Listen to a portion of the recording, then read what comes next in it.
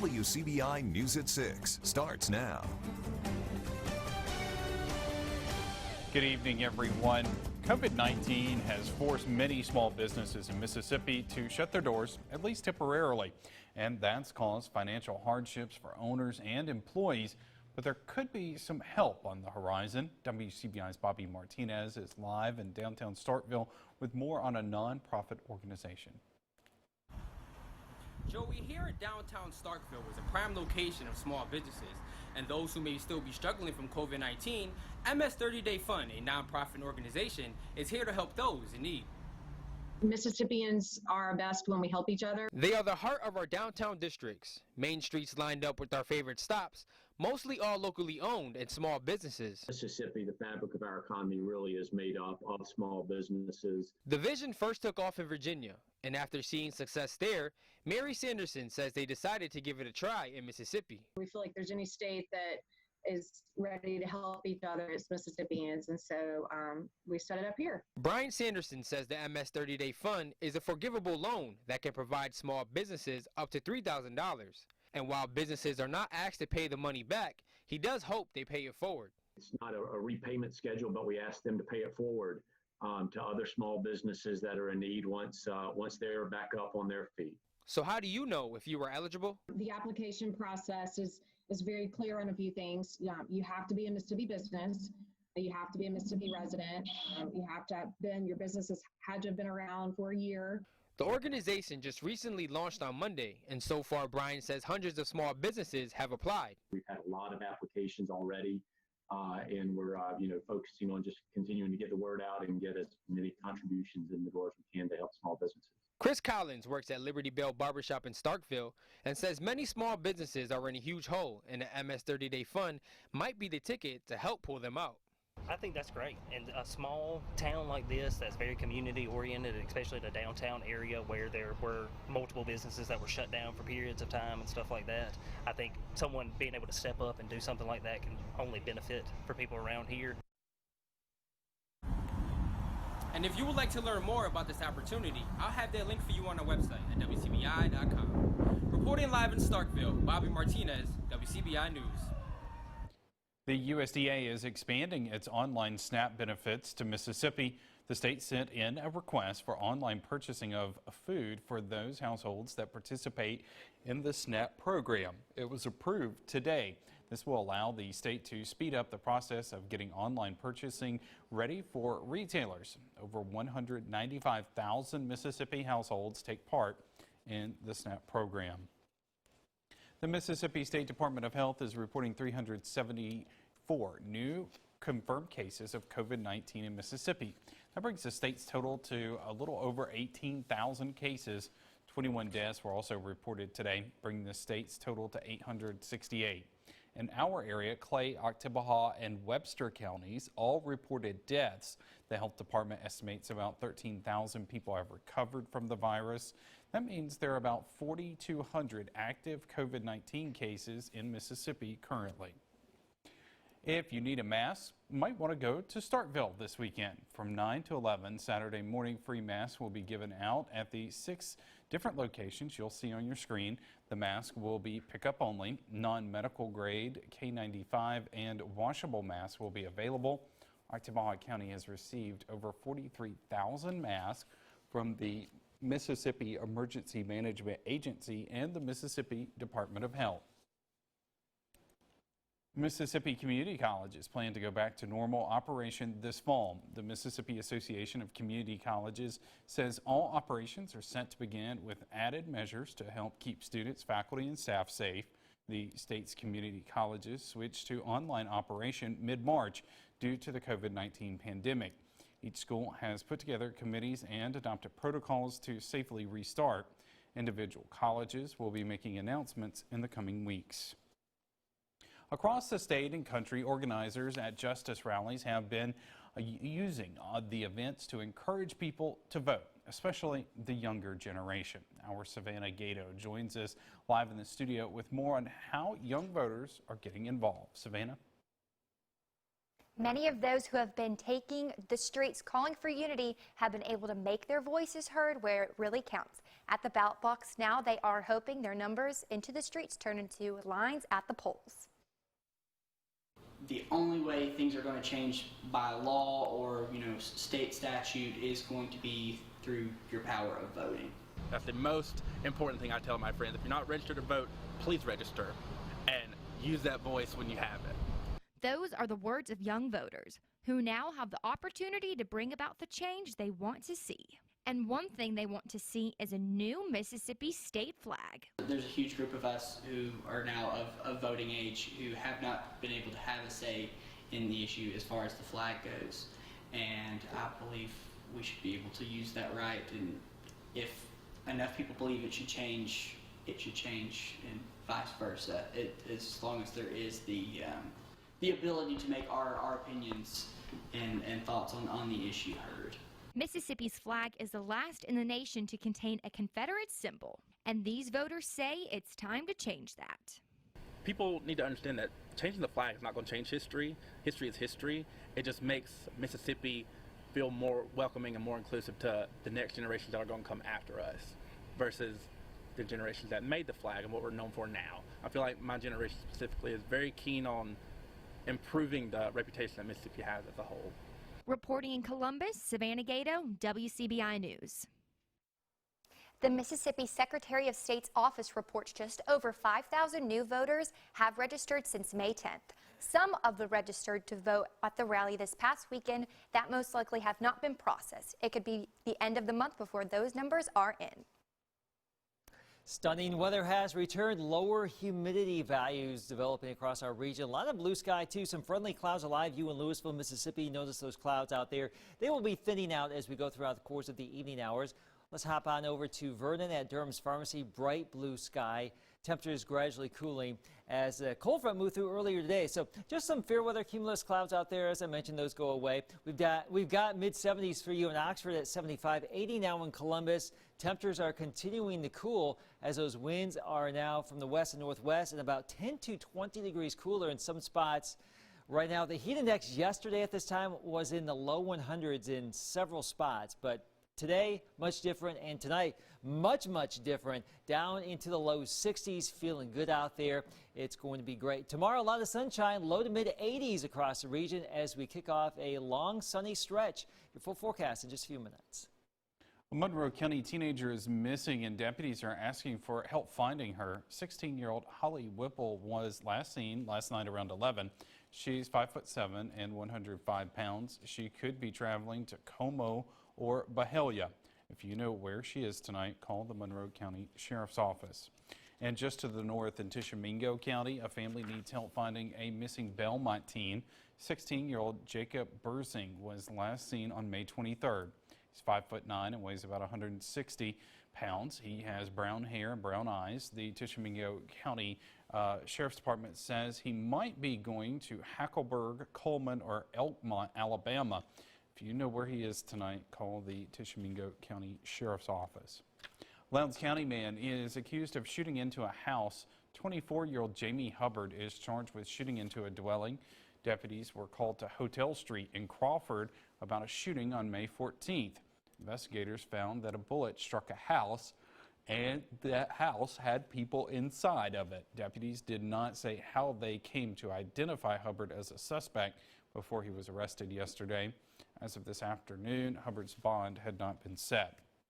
A Lowndes County man is accused of sending some serious messages. 34-year-old John Sterling Jr. is charged with cyber stalking. Lowndes County investigators say Sterling sent threatening messages to the victim over social media. Deputies believe Sterling knows the victim. His bond was set at $5,000. A Lion Hills Center and golf course employee is injured in a tractor accident this morning. The accident apparently happened on the course. An EMCC spokesperson says the young man that was injured is a part-time summer employee. No details about how the accident happened were released. Columbus Police, firefighters, and Baptist EMS were there to treat him.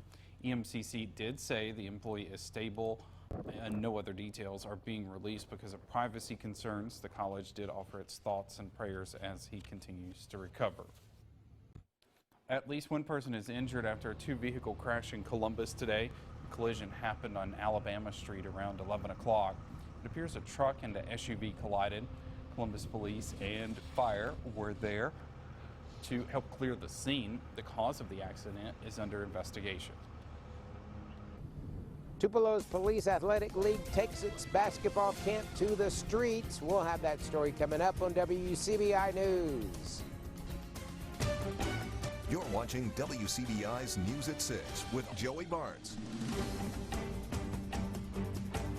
Welcome back, everyone. A summer program organized by the Tupelo Police Department is making its way to neighborhoods across the city. Allie Martin has more on the camp and how it can teach young kids about basketball and also foster better relations between the youth and police.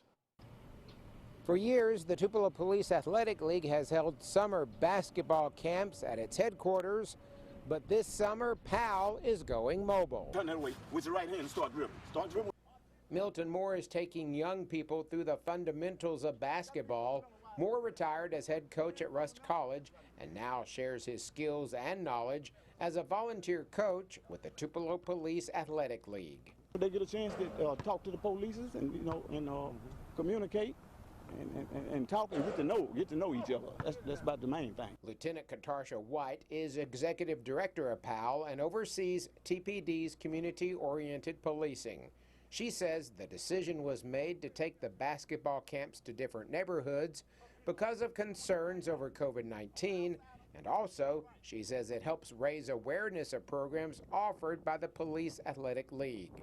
Lieutenant White says building those relations between the community and police has always been important, but is critical during this time.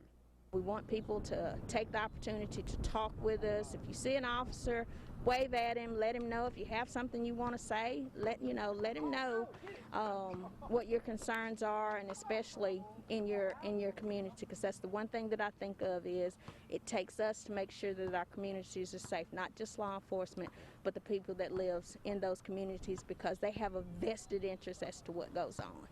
Those taking part in the PAL mobile camp say they appreciate the lessons and the officers. If it weren't for police, we really wouldn't be protected as much. They're just putting their life on the line for us, and they just coming out here to be nice, nice people. The PAL mobile basketball camp returns to Gumtree Park Friday at noon. It will visit other neighborhoods throughout the summer. In Tupelo, Allie Martin, WCBI News. Now, for more information on the other locations, you can go to the Facebook page for the Tupelo Police Athletic League or the Tupelo Police Facebook page. All right, Keith, another, a nice day. We had two kind of gloomy days, but now things are feeling better. Right, we are in the clear. Humidity's dropping. You may be wanting to wash the car Thursday, Friday, Saturday. We're checking yes on the box. Your full forecast is next. Your WCBI First Alert AccuWeather forecast with Chief Meteorologist Keith Gibson. Sunny and warm weather is here. You need several things: sunglasses, sweet tea, a big fan, probably a hefty dose of suntan lotion. The lawnmower, well, you may want to get that out early or late, not so much during the heating of the day. The sun very powerful, and that looks very refreshing there too. Let's talk about your weekend. Saturday and Sunday, upper 80s to around 90. We'll raise those temperatures up just a little bit. Humidity may come up just a tad, but overall it's looking pretty good, sunny and warm across the region. Now, we've had some record warm nights of late. Monday and Tuesday, we did not get below 77 in Tupelo. We didn't get below 78 in the Columbus area on Tuesday. So it's been soupy, tropical, all in the wake of the tropical system. And now we've scoured all of that out, and we will be rewarded with a mainly clear night and comfortable lows, upper 50s to low 60s. We will duplicate that again tomorrow night too. So try to take advantage of this great weather while it comes on in. Our time lapse from Columbus earlier today, you can see some of those friendly clouds, and those clouds that we still have in place will thin out as we go throughout the evening hours. Down to 80 in Columbus. The wind still about 22 miles per hour. That camera's been bobbing up and down here on the TV station, but we are going to lose a little bit of that wind. Those clouds that you see in Tupelo, currently 77 degrees, those clouds go away and it will be a very nice evening around here. 81 for you in Vernon. We topped out in the upper 80s today to around 90, and 84 in Louisville, Mississippi. Not too bad here as we get into our Wednesday evening. Here's our planner for Amory tomorrow. We start out in the low 60s at 6 o'clock, so please get up early if you can to take advantage of the great weather. By midday and into the afternoon, we're looking at highs somewhere in the low to mid 80s locally. A little bit warmer in Dallas at 92, 86 in Mobile, 85 in New Orleans. Flooding in New Orleans this morning, but they will have a lot of sun tomorrow. Nashville 81, Atlanta 84. Some showers and storms may linger over there along the East Coast, but for a good chunk of the Deep South, we are home free, not just for tomorrow. Let me show you Futurecast. This will take you through the weekend. So the front moved on through. We have a few clouds now. All of that goes away as high pressure scoots on in. So our Thursday's looking good. Friday's looking good. As you get into your Saturday and Sunday, all of the active weather will stay away from our region, and we may carry that over into a good chunk of next week as well. Here's your AccuWeather 7-day forecast. 85 tomorrow, 59 tomorrow night, 86 Friday. As we mentioned, your weekend a little bit warmer, pushing 90 degrees. Our overnight lows will be moderating as well, back into the mid-60s early next week as that humidity factor probably comes back. And temperatures rebound back into the lower 90s Monday, Tuesday, and Wednesday. Joey? All right, thanks, Keith. SEC football media days won't be up close and personal in 2020. SEC football on the small screen coming up next in sports. WCBI Sports with Tom Ebel is brought to you by your local Ford dealers. Go further. The Southeastern Conference will join most of the college football world and hold its media days virtually. The conference announcing the first ever virtual SEC football media days due to the impacts of the COVID-19 pandemic. Football media days was scheduled to be in Atlanta, Georgia from July 13th to the 16th. The dates and times for the virtual event have not yet been announced. The ACC and the Sun Belt remain the only conferences not to formally announce a virtual football media days to this point. The 2020 MLB draft is officially underway. Round one of the draft getting the spotlight tonight. A trio of Mississippi State Bulldogs are expected to go in the first two rounds. Jordan Westberg, Justin Foscue, and JT Ginn are listed on several mock drafts to go within the first 40 picks of the draft. The three will look to join the list of 15 Bulldogs to be picked in the round one of the MLB draft. The most recent being pitcher Ethan Small from last year. ESPN's mock draft. Of course, the draft is underway. The first pick, Arizona State's Spencer Torkelson to the Detroit Tigers. But here's how ESPN mocked it. Justin Foscue going 18th. Austin Hendrick, a commit for the Bulldogs, going 22nd. And then the first two picks of the second round, JT Ginn and Jordan Westberg at 38 and 39. MSU commit Blaze Jordan expected to go off the board in the top 60 at number 59. The draft is going on right now on ESPN and MLB Network. Round 2 through 5 airing tomorrow on ESPN 2 and MLB Network. The draft will begin at 4 p.m. Central Time. Despite not having a softball season, West Lowndes infielder Takara Givens will continue her softball career at Mississippi Valley State. The talented second and third baseman joins a roster that looks to improve on a 5-16 record this past season. Givens says she looks forward to being an asset to the Devilettes. I chose Valley because they're a winning team, and I feel like if I go there, I can be a great help to their team. I learned to be a team player, never give up, and always play my best. That's it for sports. We'll have a last secure forecast coming up next. We've had a lot of rain this year, but for the next couple of days, probably the next 6, maybe 7 days, dry weather, warm weather will dry the ground out. You may have to do some watering again because we will eventually need that with some dry weather. But Joey, you know what? We've had this wet weather, and I'm happy to say good riddance to the rain for a while. Yeah, we definitely need to dry out a little bit. And although my flowers have enjoyed it, but that's true. We need to see some sun. Our gardens have enjoyed it too. That they have. All right, thanks, Keith. Thank you for joining us, everyone. Have a good night.